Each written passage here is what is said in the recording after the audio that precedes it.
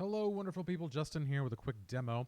So, if you're in my doctorate sort of cohort, working on things, you may have noticed over the last couple of weeks, if I've screen shared, that I don't run MPlus the same way as most folks, though I generally switch back to MPlus when I'm showing people. Some people have asked me how I run it, so this is a quick video to show that. I'm not saying you have to do it this way, but this is how I run things. I do not care for MPlus's editor. It doesn't have IntelliSense. It doesn't have code validation at all.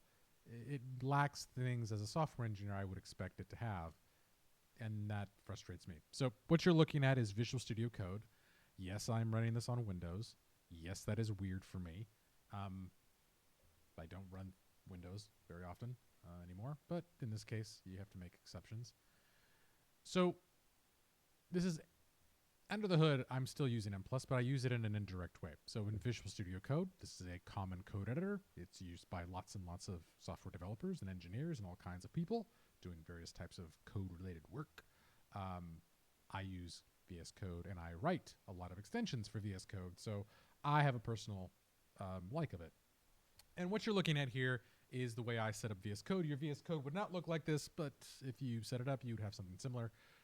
This is the code editor, as it were, and this is some files. Again, this just gives me a means to see things. Normally, I don't have the files open because you have hotkeys that you would use in this case, but for the sake of this demo, let's leave it there. One thing you'll notice that it does have syntax highlighting. It does have some code folding, which I perfectly like to get things out of the way. And unlike the MPlus editor, it actually does have local IntelliSense. So in this case, if I start typing a variable name, let's type job. So I hit J, and already I see, hey, you already have a variable called jobsat. And then if I type that variable, it'll actually highlight those things for me and tell me, hey, look, you have that variable other places. So this is local IntelliSense. Unfortunately, there's no language server, which would make real life IntelliSense much easier in MPlus. Something I'm working on in my limited spare time at this point. But this is better than nothing, and the syntax highlighter is available. It's been out for a couple years that you can install via Visual Studio's extensions. So what, Justin? You have colors and whatnot. I don't care. That's not really where the power lies. The power is in the nature of the way you automate and you run things within VS Code. So in this case, I have a model input file here. Let's pretend for a second I have no notion of what this model fit is. And so I just want to run some outputs, and I want to iterate on it a lot. Well, in MPlus, you can't really do that because it just continuously overwrites the output file. My version does not do this. If I run this file, oops, and I go to MPlus iterator via run task, text output plus diagram. Now, MPlus iterator is not a thing. This is a script I wrote that will create iterations on a model input and then just keep timestamping them. We'll run that. It's going to open up that output. And again, the output is your normal out file text for MPlus. You will note it is color highlighted because there is color coding highlighting for this too, based on the language definition file. You will also note that the difference of file name. This has a timestamp directly on it. Beauty of it is that if I come back and run this model again, obviously if I'm iterating across it, I should get two files. And alas, I do. One after the other, because that's how iteration and timestamps work.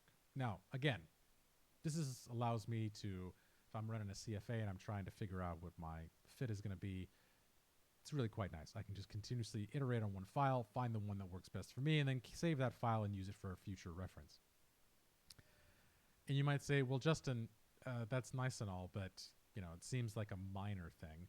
And it is, because sometimes the minor things are all the difference in when you're trying to write and find the sort of solutions you need.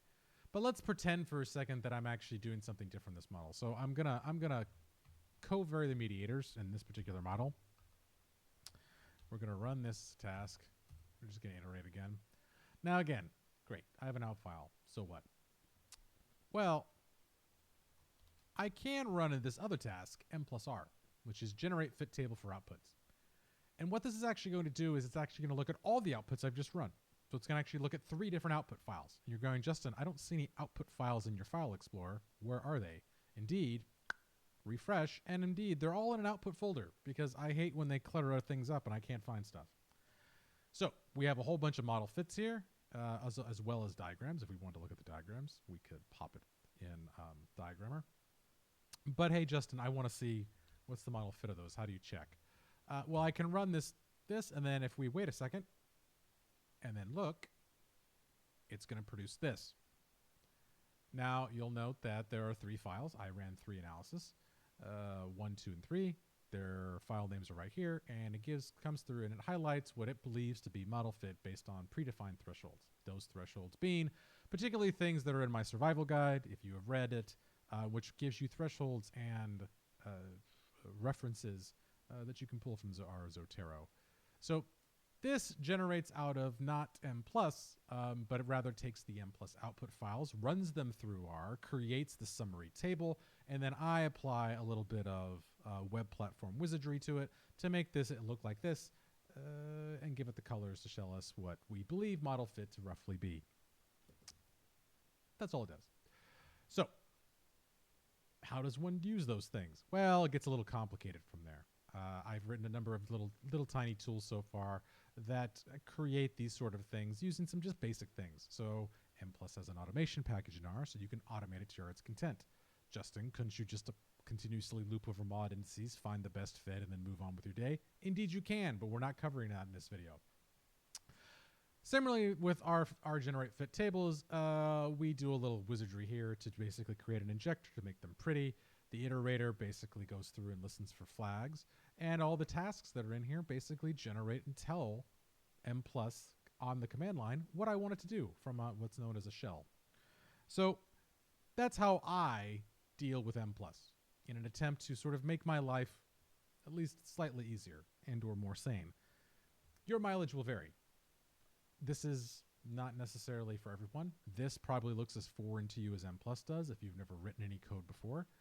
But what I will say is that it allows me to sort of get through my day and run a whole bunch of analyses really quick against whatever model I'm trying to CFA, or you can technically do this with an EFA too. It just sort of depends on what you want to get out of it.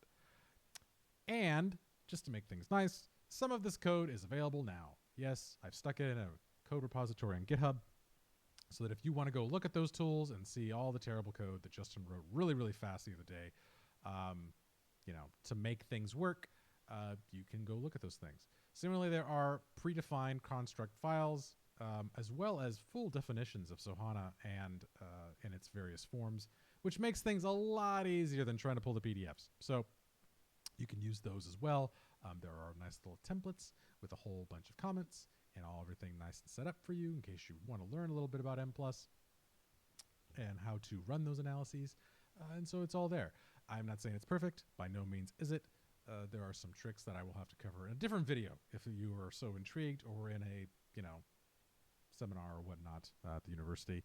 But yeah, that's how I deal, deal being the opportune word, with MPlus.